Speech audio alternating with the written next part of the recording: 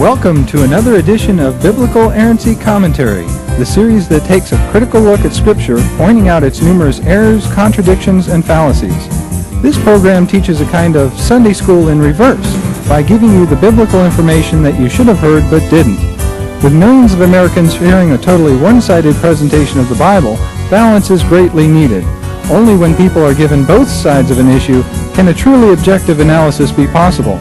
And here to provide the alternative perspective is the editor of Biblical Errancy newsletter, Mr. Dennis McKenzie.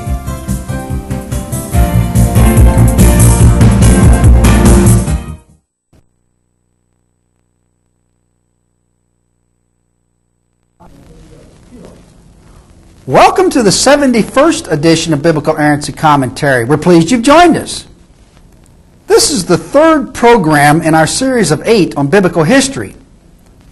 In the last 2 programs, we discussed some general problems within the Old and New Testaments. We can now focus more narrowly on a special scenario within the New Testament that has a distinct group of problems of its own. Free thought literature has long noted all of the historical problems associated with the trial of Jesus and surrounding events. Some of the most prominent difficulties arising before, during, and after his trial are the following.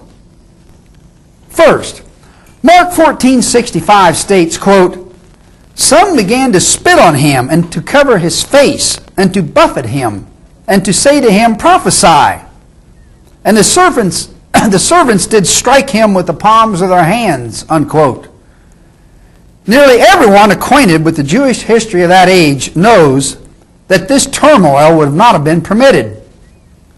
In the Sanhedrin and Roman courts, law, dignity, and decorum prevailed throughout.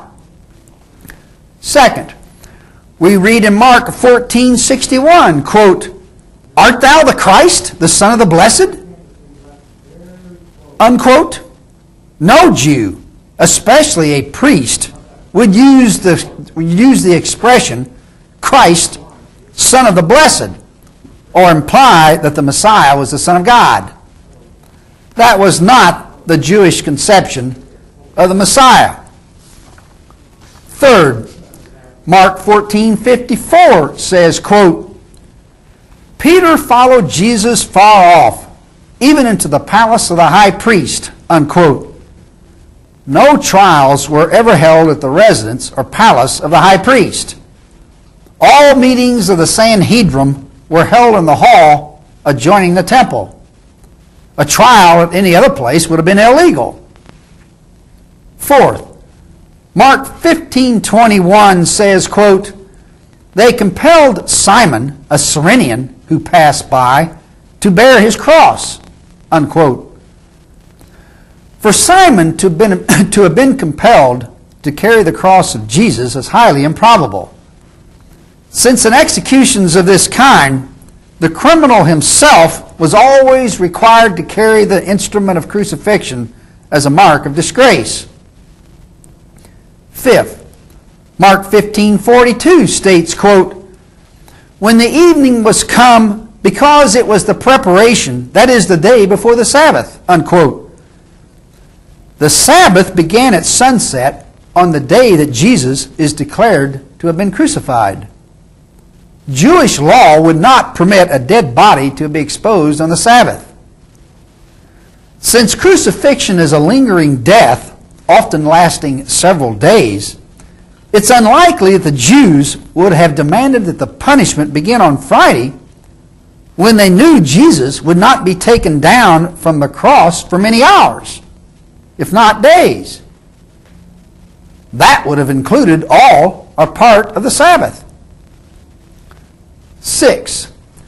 We read in Luke 22:15, quote, "He," that is Jesus, "said to them, I have desired to eat the Passover with you before I suffer," unquote. The Synoptic Gospels, Matthew, Mark, and Luke, say the trial was held during the feast of the Passover.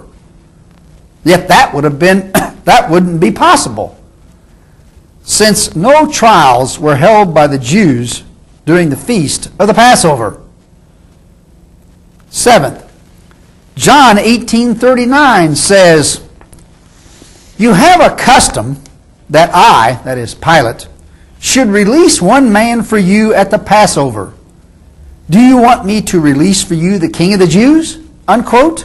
And Mark 15:6 says, "Now at that feast he released to them one Passover whomever they desired." Unquote. There is no historical authority or precedent whatever for this alleged custom.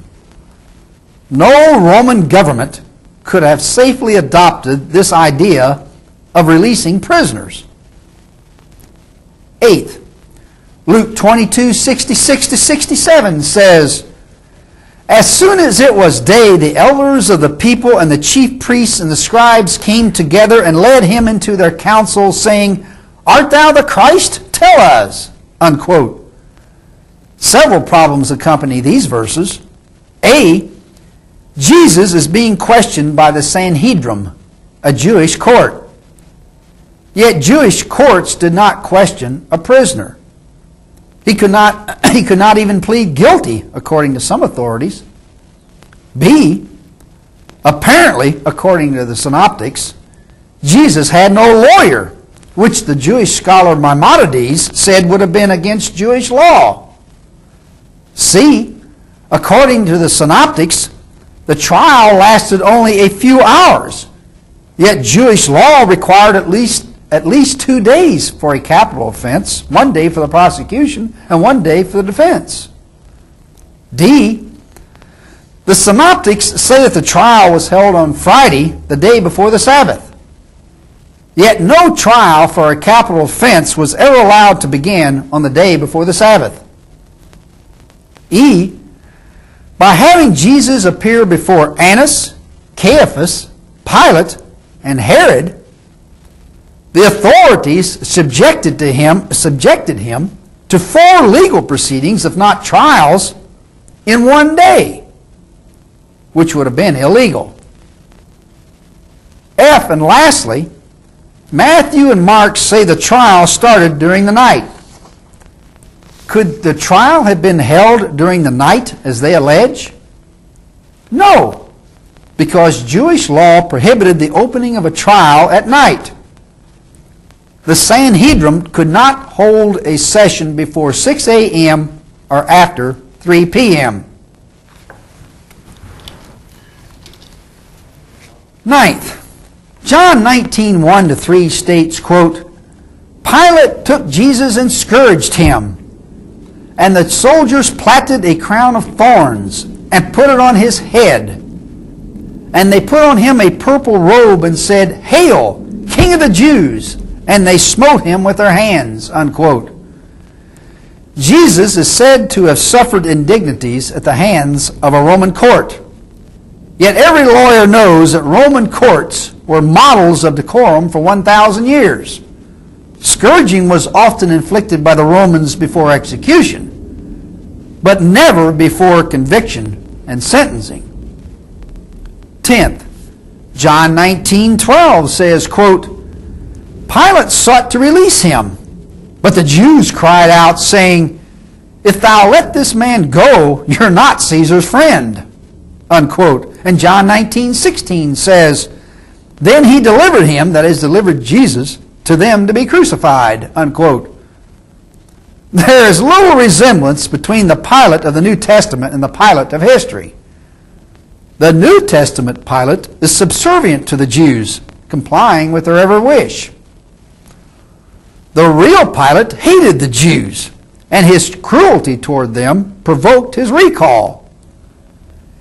It is declared Pilate desired to release Jesus, but didn't because of Jewish opposition. Who ruled Judea, Pilate or the Jews? If we are to believe the evangelist, the Romans ruled Judea, while the Jews ruled the Romans.